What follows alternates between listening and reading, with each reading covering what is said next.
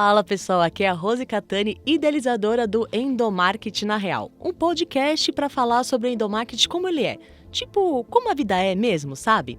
Como que a gente pode transformar organizações conectando pessoas, cultura e negócios. O que de fato funciona, o que engaja, o que convence. E se você quer saber na prática como influenciar lideranças e pessoas colaboradoras a jogar junto contigo, a fazer essa transformação, então vem comigo virar o jogo. E não se esquece, se inscreve no canal, se inscreve no Spotify que vai ter muito conteúdo massa para te ajudar aí no teu dia a dia, na tua jornada profissional.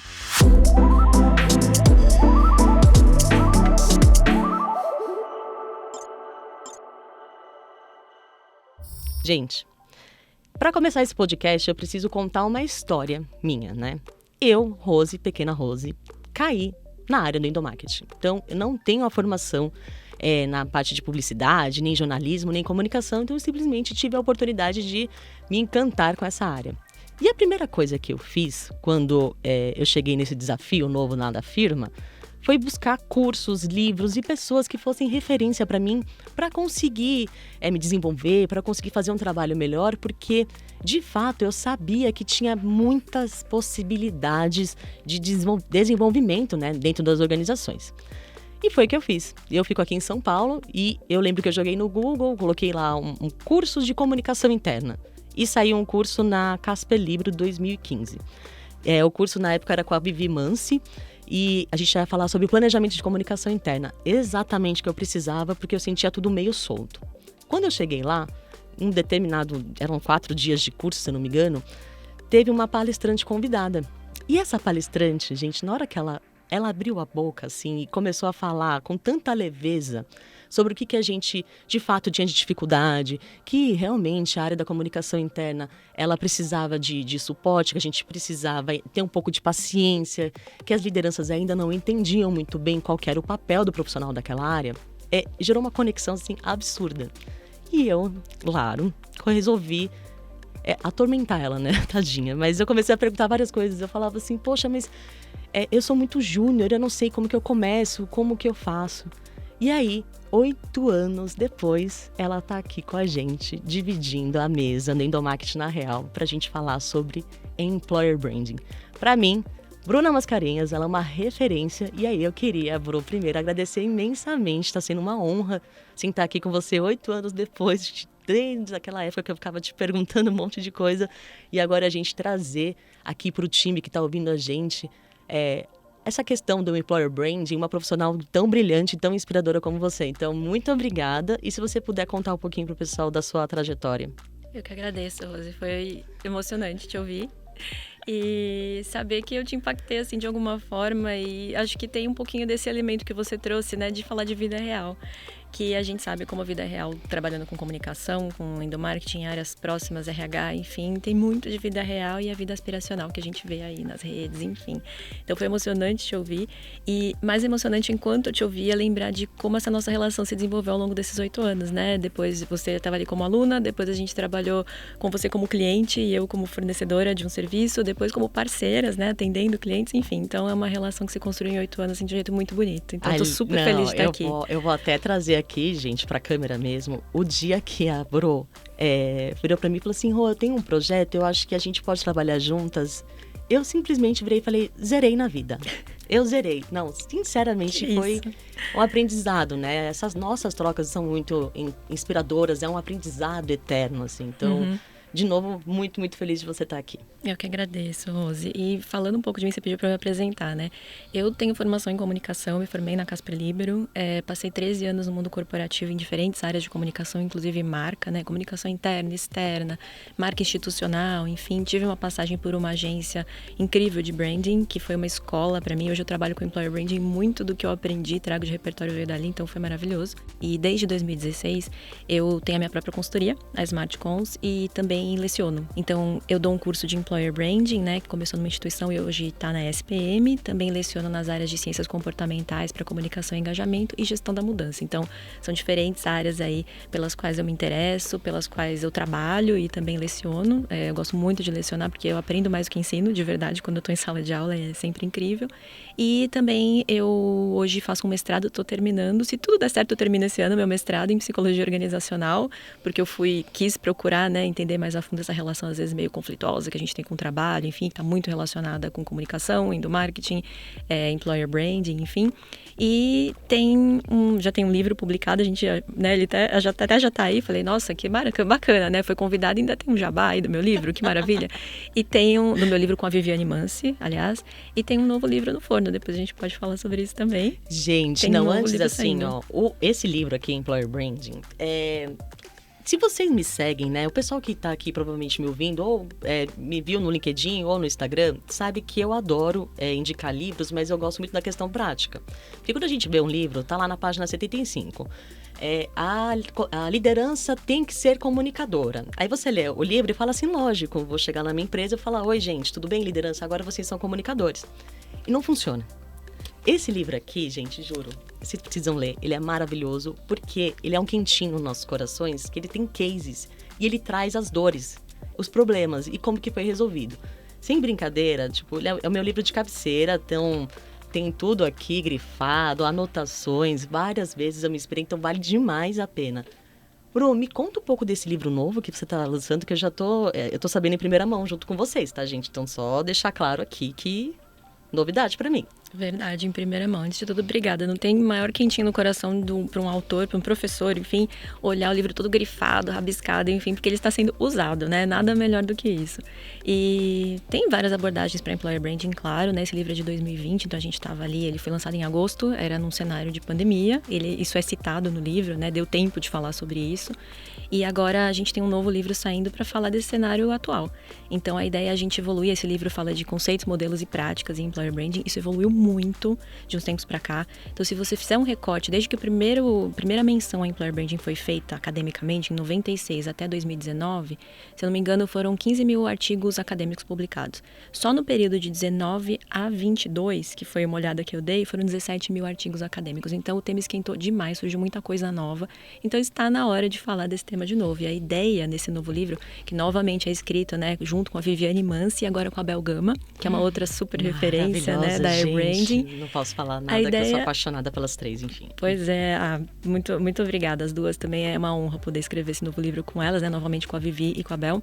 Nesse novo livro, a ideia é atualizar esses conceitos, esses modelos, porque muita coisa nova surgiu, e trazer novas práticas. Tem cases também, pessoas contando as próprias vivências dentro de Employer Branding, né? Vai sair ainda esse ano. Ai, maravilhoso. Tô ansiosa aqui, gente, já fiquem de olho, que quando também eu souber, vou contar pra vocês quais foram os aprendizados.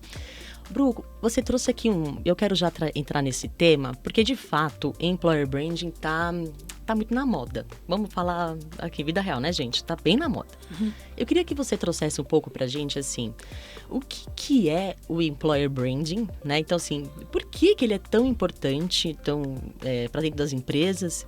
E como que isso acaba se conectando com o endomarketing, né? Porque quando eu fiz o teu curso, né, de Employer Branding, li o livro e fui colocando em prática, eu fui percebendo que não é simplesmente eu virar e levantar a mão e falar assim, oi, eu vou implementar o Employer Branding hoje. Tem muita coisa por trás, né? Eu queria que você falasse um pouco pra gente. Perfeito, Ron. Eu acho que em termos de o que é, os conceitos, enfim, Employer Branding eu gosto de dizer que é a gestão intencional, estratégica da marca empregadora. Sendo que a marca empregadora é a percepção que as pessoas têm da sua empresa como um lugar para se trabalhar. E marca, essencialmente, hoje é sobre percepção, né? Então, a gente está falando ali muito da dimensão da imagem. E o Employer Branding seria uma gestão estratégica dessa imagem que passa por você conhecer, e não só conhecer, mas aceitar também a sua identidade como um lugar para se trabalhar. E eu digo que o Employer Branding é o trabalho de aproximar imagem e identidade. Se você fica muito na esfera da imagem, você tem que lembrar que você não está ali trabalhando o branding de um produto ou de um serviço que alguém vai comprar, não é uma relação comercial. É uma relação diferente, muito profunda e mais íntima. Então, se você vai muito para a esfera de só trabalhar a imagem, trabalhar os elementos de marketing de visibilidade, persuasão, enfim, é um caminho meio perigoso, porque as pessoas vão conviver, quem você convence, o teu consumidor, entre aspas, vai viver ali dentro de você, na organização, vai viver a tua identidade. Então, se a distância é muito grande entre imagem e identidade, não dá muito certo, né? O que eu compro não é exatamente o que eu recebo. Então, acho que um trabalho estratégico, employer branding, é uma gestão estratégica da marca empregadora e, mais profundamente, é aproximar imagem e identidade. E o ponto da identidade acho que é o mais crítico de todos, porque não é sobre você só conhecer e posicionar a sua marca de acordo com essa identidade de marca. É aceitar muitas vezes que você não é certas coisas, que você é certas coisas e outras não. E que algumas pessoas vão gostar de quem você é e outras não. E tudo bem. Esse tudo bem é muito difícil, porque no fim, a gente é um pouco assim, mas as organizações principalmente. Eu sou pra todo mundo. E na real não é assim. Né? E eu acho que é por aí, pensando em conceitos, né? E essa parte de identidade, né, que fala muito da cultura organizacional, né? Então, e você vê, por exemplo, e eu vivi isso, vivo isso, conheço colegas que estão vivendo isso, que existem lá umas tomadas de decisões que viram e falam, olha, na empresa X, a cultura é assim, a gente funciona desse jeito, então a gente vai pegar o livro, pegar aquelas regrinhas e implementar aqui. E acaba virando, e eu estou trabalhando na parte de cultura organizacional, atuo com employer branding, eu começo a perceber um rusgo muito grande, um embate interno com a questão da cultura, porque não gera identidade, né? E aí isso acaba impactando diretamente no employer branding. Como que você vê a atuação do profissional que está ali com a cultura e vendo esses rusgos, esses entraves aqui e trazendo para... Como que a gente consegue trabalhar e desenvolver o employer brand quando a gente tem esse problema aqui? Ou você fala, não tem como, primeiro arruma a casa, depois faz. Eu sempre gosto de falar que cultura, como você colocou, é estruturante para employer branding.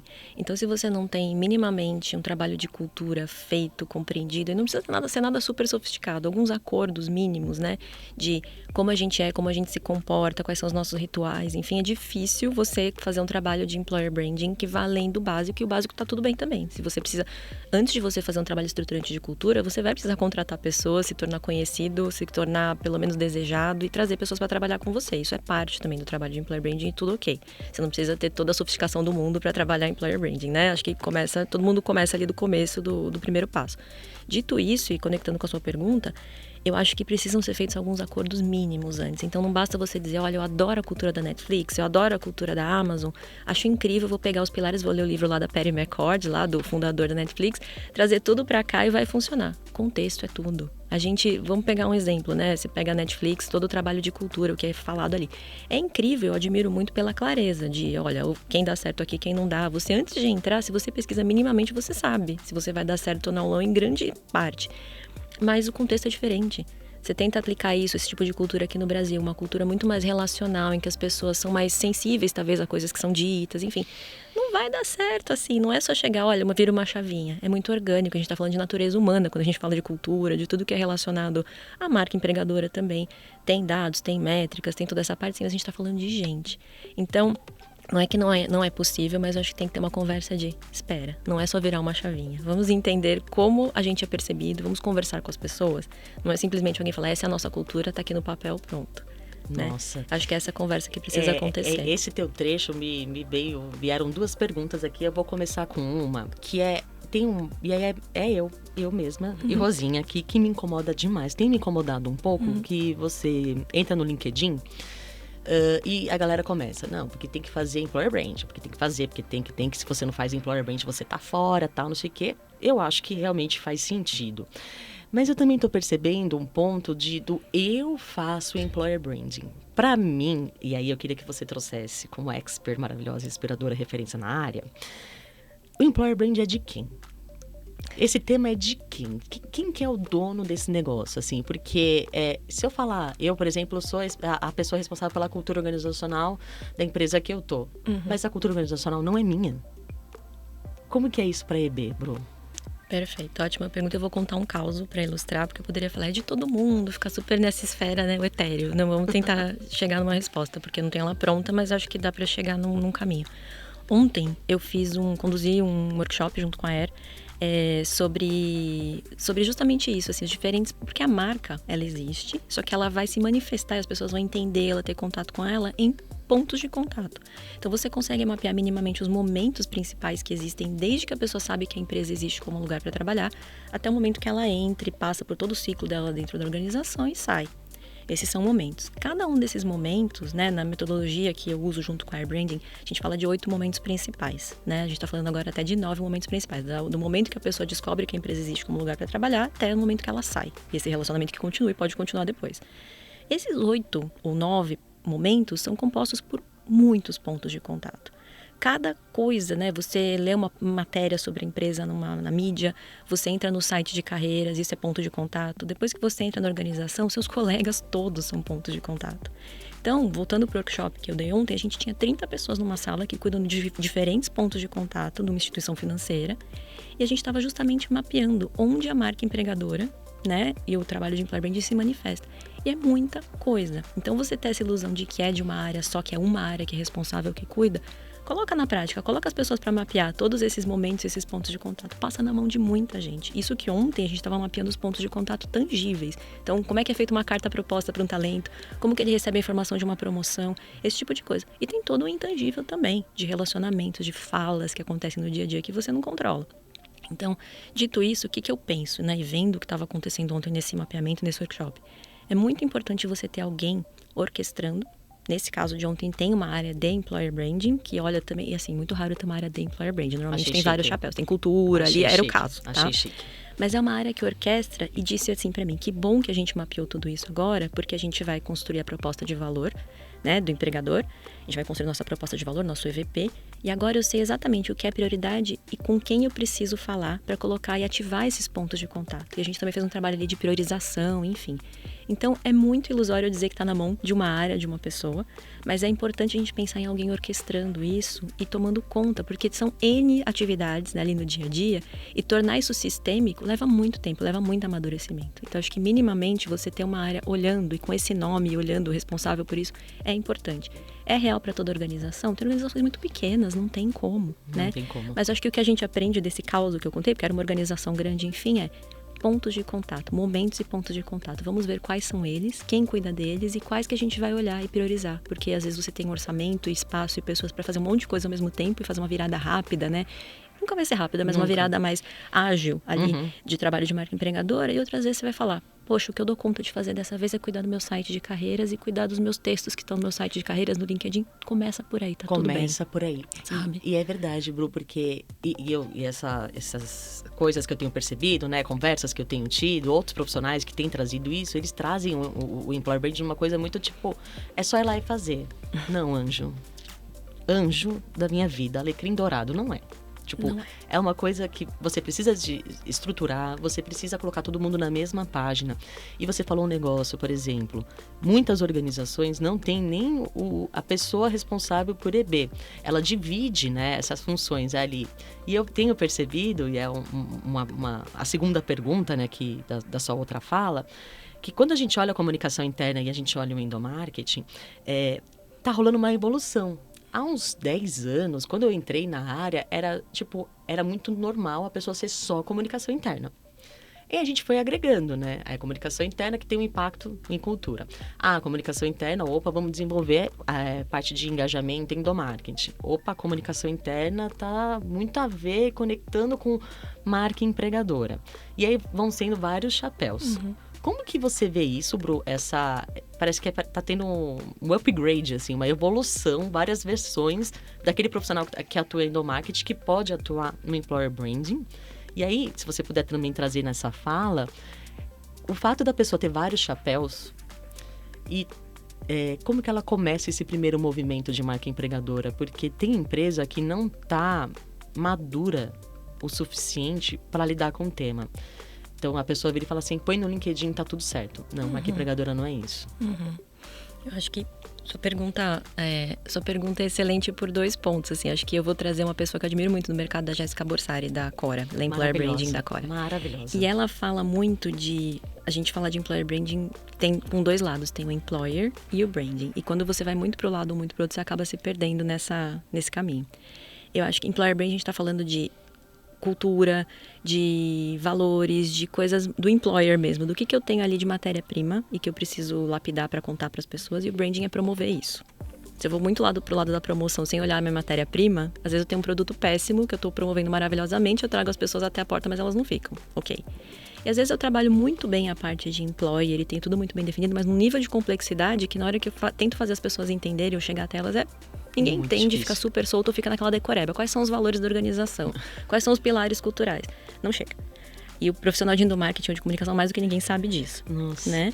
E aí eu acho que nesse ponto que você falou do trânsito de profissionais em employer branding, eu acho que é uma área muito rica e abre muito espaço para o profissional de endomarketing, de employer branding, e para o profissional de RH também, incrivelmente. Só que eu acho que aí você precisa ter um profissional de comunicação de employer branding que, se vai transitar nessa área, ele precisa buscar mais formação em coisas que ele não conhece e admitir que ele não conhece. Então, quantos profissionais de comunicação, como eu, como você, como outros que a gente conhece, que não sabe como é um dia a dia de um recrutador? Que ferramentas ele usa, como é abordar um candidato, né, friamente ali, né, no primeiro contato, não sabe por quais métricas o trabalho dele é medido, pelo que ele é cobrado. E, por outro lado, você tem muitos profissionais de RH, de áreas mais técnicas, por assim dizer, que querem migrar para o employer branding e nunca ouviram falar de elementos de posicionamento de marca, de técnicas, né, e estratégias de mídia. Nunca ouviram falar disso. Então, precisa buscar esse conhecimento, porque é uma área que mistura muito esses universos, né? Fora o conhecimento de negócio também, que é super importante, né? Então, eu acho que realmente está se abrindo um espaço incrível para que a gente... E aí, essa formação vai fazer com que aconteça menos essa escorregada de muito pro lado do employer ou muito pro lado do branding, que não é um desequilíbrio que preocupa, né? E Bru, você trouxe um ponto aqui que às vezes viram pra mim e falam assim: Rose, qual que é o curso que eu faço? Eu quero curso, vai curso. Eu falo, gente, vamos fazer o seguinte, senta aí do lado, né? Então, assim, chegaram pra mim, não, porque eu tenho que desenvolver um employer brand, eu quero fazer o curso, porque eu vou fazer um MBA, Master, eu falei, nossa, maravilhoso, adoro, incentivo. Aí eu perguntei, mas me conta, qual que é a taxa aí de turnover? Qual que é o SLA? Aí eu fiz uma provocação pra essa pessoa, né? Falei, entra e mergulha no que você já tem aí. Entenda o dia a dia do recrutador. Senta na cadeira da pessoa e faz perguntas. Já começa a aprender para você entender onde que está o cenário. E, lógico, buscar formações, buscar seguir pessoas de referência, ler livros, enfim. Mas eu acho que está faltando... Eu sinto muito isso e também sinto no endomarketing. Essa ânsia por formação pelo fora e o menos para dentro, sabe? De olhar e falar, deixa eu ver o que está acontecendo aqui, deixa eu entender como é que funciona. Sim, eu acho que toda ferramenta que você for buscar, a base que você for buscar é super válida, mas cada organização é um mundo. Então, eu sempre falo isso nos cursos de employer branding, enfim, que a gente apresenta modelos, a gente apresenta ali algumas opções, mas modelo é sempre algo imperfeito, uma simplificação de algo complexo. Não foi eu que falei, foi um estatístico, tá? Todo modelo ele é uma simplificação de algo muito complexo, que ele pode ser útil, não é perfeito.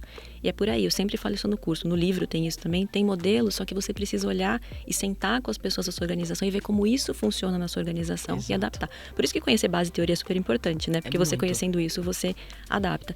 E aí é por isso que precisa conhecer, se você vai trabalhar de comunicação e vai trabalhar em employer branding, vai sentar com o recrutador, vai sentar com a pessoa da sua organização que vai olhar para desenvolvimento depois, se isso existe na sua organização, né? Como é que a gente pensa o desenvolvimento das pessoas aqui dentro, próximos passos de carreira, como é que a gente planeja a força de trabalho, quem a gente vai contratar, quando, como, porque é isso que vai te formar um profissional que vai realmente fazer a diferença e falar a língua das pessoas, dos seus principais pontos de contato ali. E acho que esse é um ponto importante. Bru, vamos dizer, eu tenho certeza, tá? Que as pessoas vão ouvir o nosso podcast e vão falar assim, meu Deus, quando eu crescer eu quero ser igual a Bru Mascarenhas. E aí ela vira e fala assim, gente, quero começar hoje. Assim, eu tô aqui na minha organização, quero fazer isso, eu adorei o que elas estão falando, eu quero começar hoje. Qual que é a primeira coisa que ela precisa fazer, que você entende? Aí é assim... É muito pessoal isso, né? Inclusive, esse podcast não tem nada certo ou errado, né? São nossas percepções, a gente está trocando sobre isso. Claro. Mas o que você considera, tipo, sei lá, 3 passos importantes, essenciais para a pessoa começar? Eu acho que se não tem nada na organização, ou se tem e você quer fazer parte, não faz parte hoje, mas quer migrar para essa área, enfim. Eu acho que o primeiro exercício é lembrar que você entende muito da marca empregadora da sua organização, sem querer, porque você é um funcionário e você passou por ponto de contato e passa por ponto de contato o tempo todo.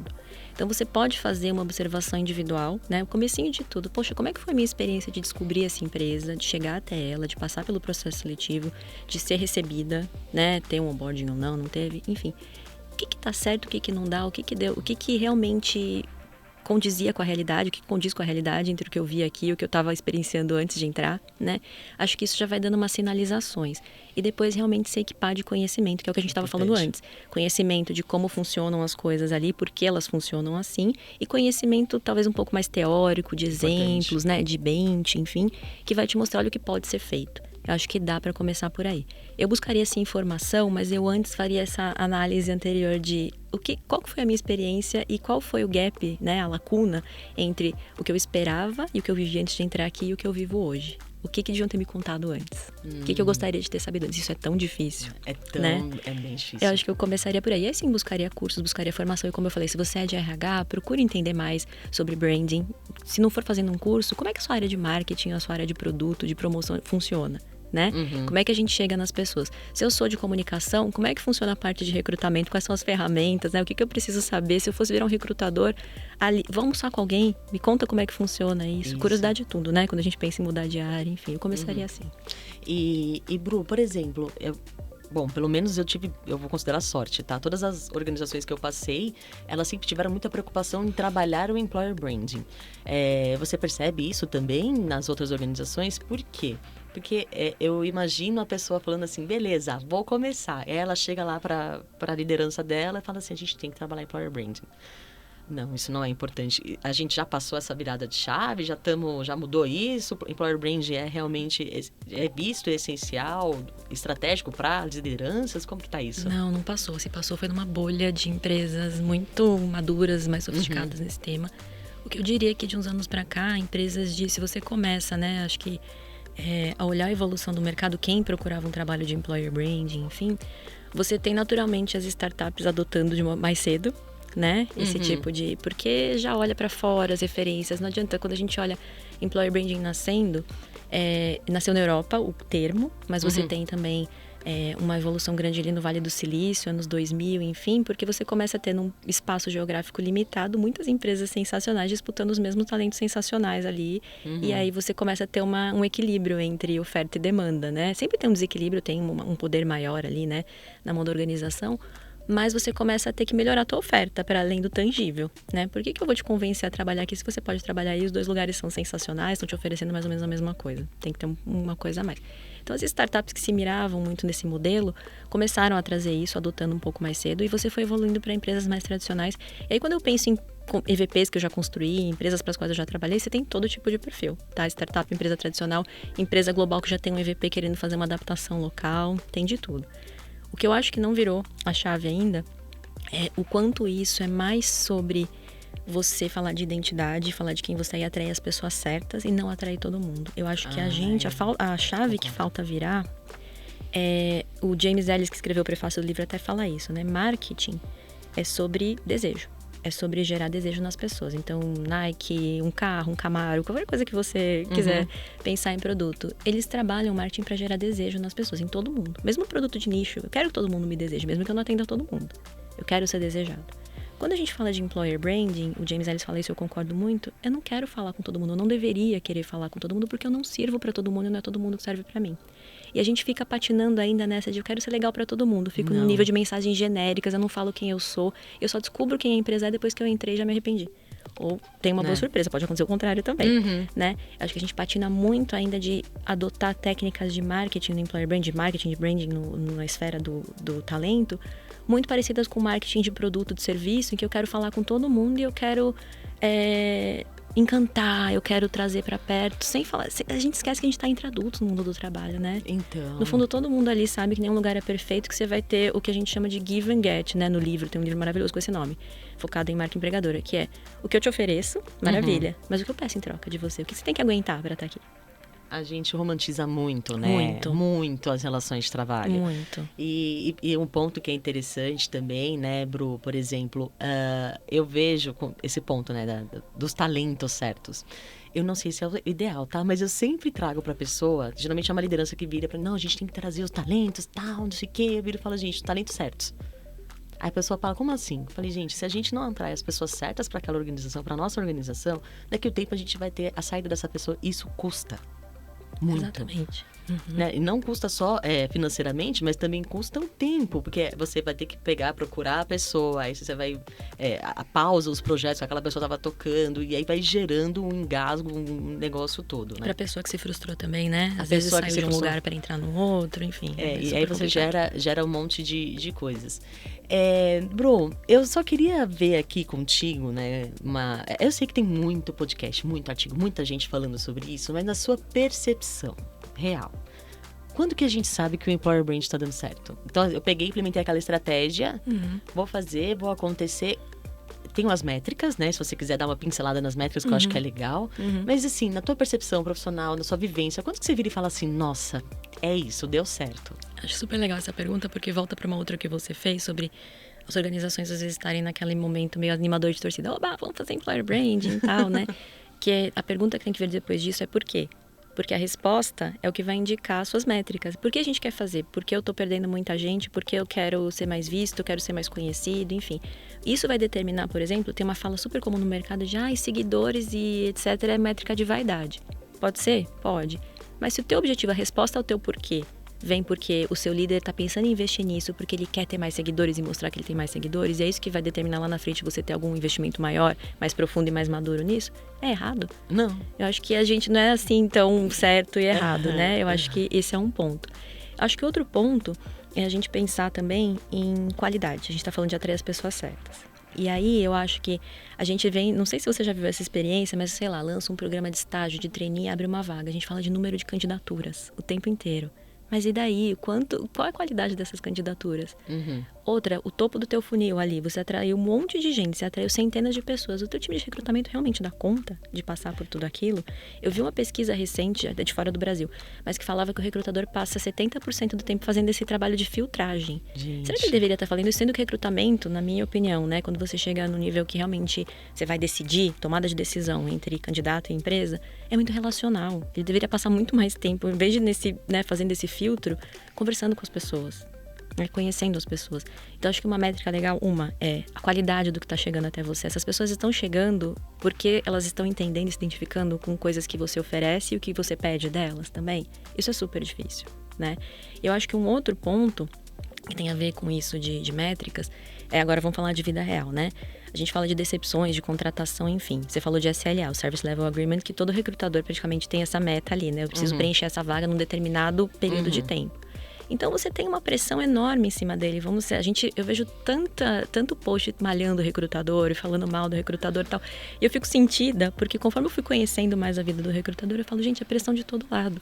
Porque às vezes é o SLA, é o tempo que ele tem para preencher a vaga, é o gestor querendo, assim, o sonho da vida dele é trazer aquele cara, aquela mulher para cá, e é uma pessoa que não tem nada a ver com a empresa, que você tá vendo que não vai dar fit, não vai ser feliz ali, que as pessoas ao redor não vão ser felizes com ela ali, mas tem todo esse tipo de pressão no entorno. Então essas métricas, SLA é uma métrica, sem dúvida, né? Eu tô conseguindo preencher a vaga mais rapidamente, mas ela é uma métrica por si só que deve ser feita? Não sei. De repente, eu preciso ter uma métrica de SLA ligada ao meu trabalho de employer branding, por exemplo, eu estou conseguindo contratar mais rápido, não só por contratar mais rápido, mas porque a pessoa já chega sabendo mais sobre a minha empresa. Eu gasto menos tempo explicando para ela o que é trabalhar ali e já falo mais da vaga, do time, do que vai ser realizado ali no dia a dia.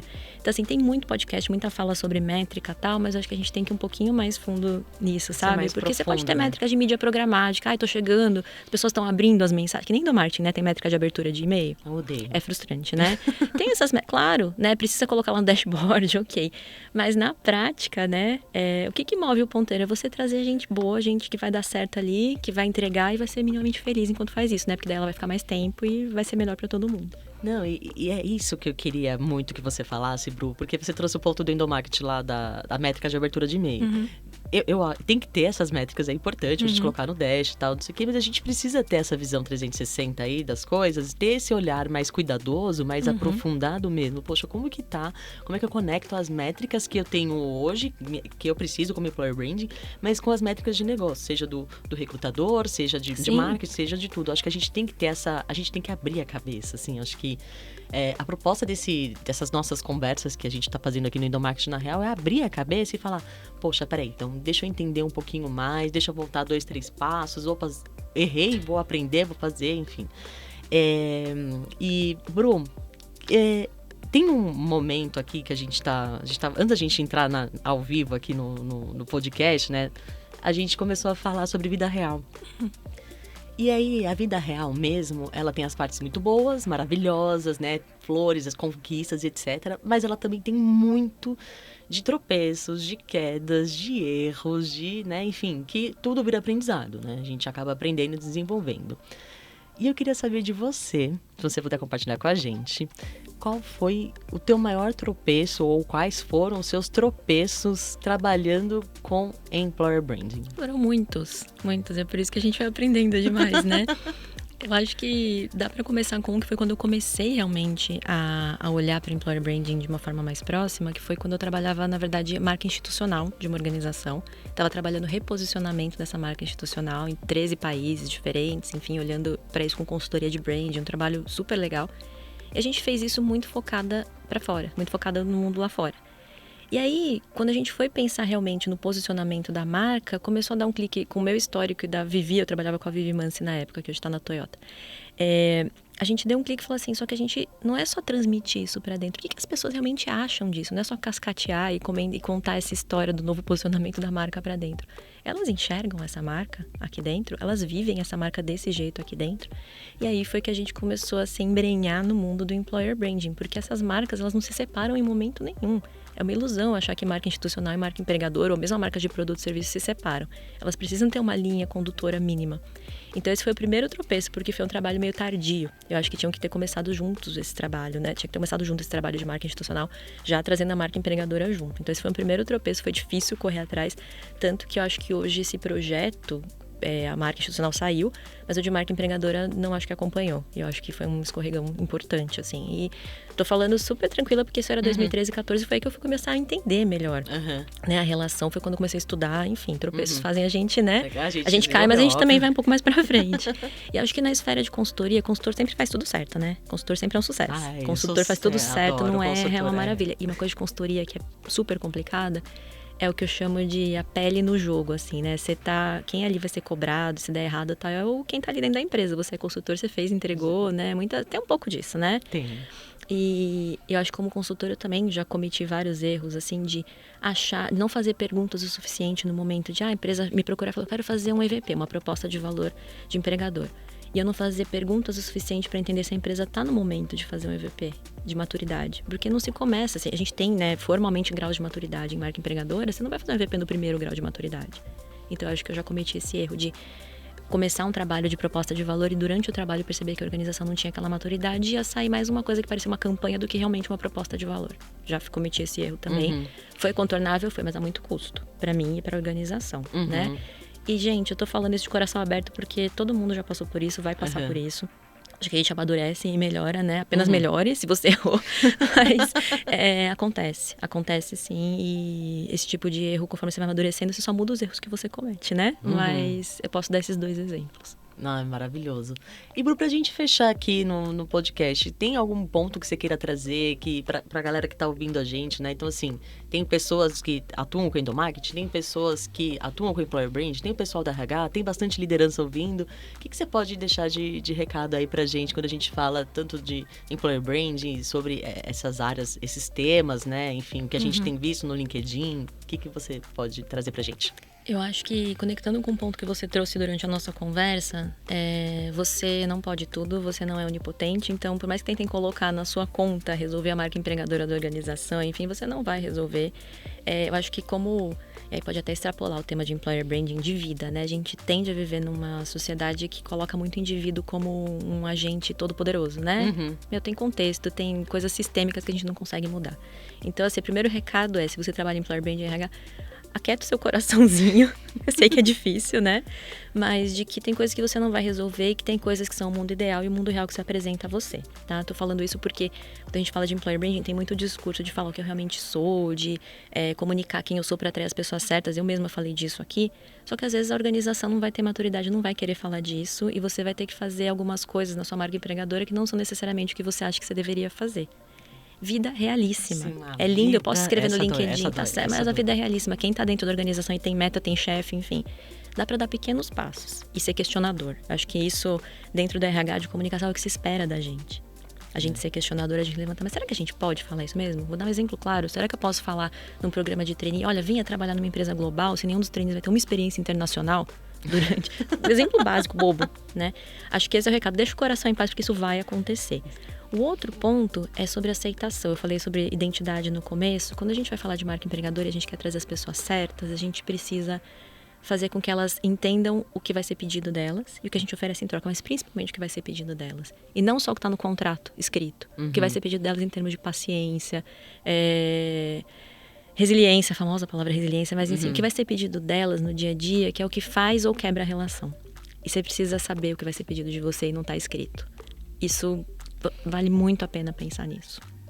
Tem um nome até, contrato psicológico para isso, né? Na psicologia tem um nome para isso. Mas olhar para isso, sabe, de deixar cada vez mais claro, não precisa ser no seu site de carreiras, pode ser no tete-a-tete, naquele momento que o candidato já está decidindo, já está muito próximo, né? Porque, e eu tô falando aqui da esfera de recrutamento, né? A parte externa do employer branding. Mas tenta falar disso. Você entender se a pessoa vai dar conta do bom e do ruim, da luz e da sombra. Isso é tão importante. Eu acho que são esses os principais recados, Rô. Nossa. E que é uma área que é uma delícia de trabalhar. A gente fala às vezes com, ai meu Deus, é difícil e tal. Mas é uma delícia de trabalhar também, porque une o branding, que tem coisas encantadoras, né? De narrativa, de criatividade mesmo, com o lado das organizações, que é fundamental, que é a gente. Né? Então eu acho que é uma área muito gostosa de trabalhar. Eu sou suspeita pra falar, eu tenho um brilho no olho, eu tô babando vendo você falando aqui, eu tô tipo, meu Deus do céu, que sorte, que bom que eu trabalho nessa área, que eu tenho pessoas maravilhosas nessa jornada. Que sorte a nossa que você trabalha nessa área, né? Com esse brilho no olho, 8 anos que eu te conheço e não muda essa empolgação com o tema e tal, que maravilha. Rosinha emocionada, eu sei. Mas você sabe uma coisa que você trouxe, assim, né? De fato, são áreas difíceis e complexas, mas o ganho que a gente tem de transformar, e é assim, quando eu falo de transformação, eu falo muito isso, é como que a gente consegue...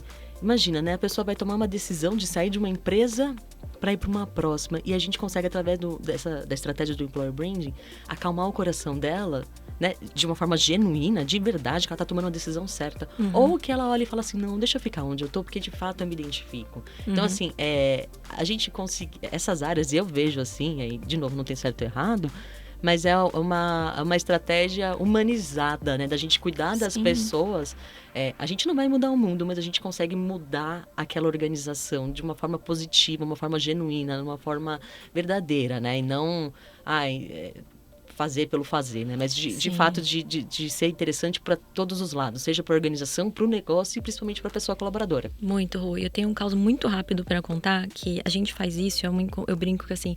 Eu só não sou engenheira porque eu não sou boa em matemática, não nasci, não consegui desenvolver tal, porque eu penso muito nesse lado racional da coisa. E teve uma pessoa que eu conheci na minha trajetória, para a qual eu fiz um trabalho, que ela veio de uma área de finanças, FP&A, acho que era análise e planejamento financeiro. E você contou da sua outra trajetória, que não era em comunicação, ela também entrou nessa área. E ela comentou assim de como era difícil para ela estar numa área em que os resultados, as métricas não eram tão objetivas, assim. Eu chego para apresentar um dashboard e tal, tá lá um número certinho. A nossa área pode ser assim? Pode, dá para fazer. Mas a nossa matéria-prima, ela é muito mais complexa, ela tem muita ambiguidade, e conviver com isso é difícil. Então eu falo que todo mundo que trabalha nessa área é muito guerreiro, porque às vezes não entendem a gente. E a gente tem que se fazer entender numa linguagem que não dá conta de falar da complexidade do ser humano. Então é uma área que tem que ter tem que gostar muito. Né? Muito. Porque às vezes é a gente o tempo inteiro explicando por que a gente é importante, pra que a gente serve, enfim, cansa, né? Mas é a realidade, acho que de todo mundo que tá nessa área, em maior ou menor grau. Não, super. Bro, de novo, boba de ver, de ouvir, cantada. Eu espero que as pessoas tenho certeza, na verdade, que elas estão curtindo horrores essa experiência de ouvir você, de ouvir a vida real mesmo, aquilo que a gente não vê no LinkedIn, que a gente não vê nos livros, né? Enfim, mas eu acho que isso é muito rico. Então, estou muito feliz e obrigada novamente pelo convite. E eu espero que a gente consiga, de novo, fazer mais e mais trocas como essa, porque, assim como eu, tenho certeza que milhares de pessoas que estão ouvindo a gente babaram também, então com a cabeça fervilhando, cheia de ideias, porque de fato você trouxe muito conteúdo rico que a gente não vê, assim, no artigo, no LinkedIn, que às vezes a gente não consegue ter dentro de um livro, né? Enfim, então, de novo, muito obrigada por estar aqui com a gente. Eu espero de verdade que a gente possa trocar mais. E, de novo, sou sua fã, você sabe disso, eu não tenho o menor problema de falar, mas, de novo, obrigada mesmo. Eu que agradeço, eu sou sua fã e com certeza a gente segue conectada, já são 8 anos conectadas, né, o tempo todo. Agradeço muito, agradeço quem estiver ouvindo, quem quiser entrar em contato, trocar ideia, eu tô sempre super disposta a conversar. Parabéns por ter criado esse canal aqui. Eu já falei isso pra você nasceu pra isso, né, pra trazer as pessoas, pra criar conversas, enfim. Então, muito obrigada, uma honra ter sido convidada. Ai, obrigada, Bru. Gente, e vocês que estão aí ouvindo, vendo a gente, muito obrigada. Espero que vocês tenham curtido bastante. Se inscrevem no canal, se inscrevem no Spotify, porque a gente vai trazer conteúdos assim, de qualidade, a vida real como ela é. A gente vai falar de conquistas, vamos falar das flores, mas a gente também vai falar sobre dores, de como que a gente lida com os nossos erros. Então, eu espero ver vocês no próximo episódio. Um beijo e até mais!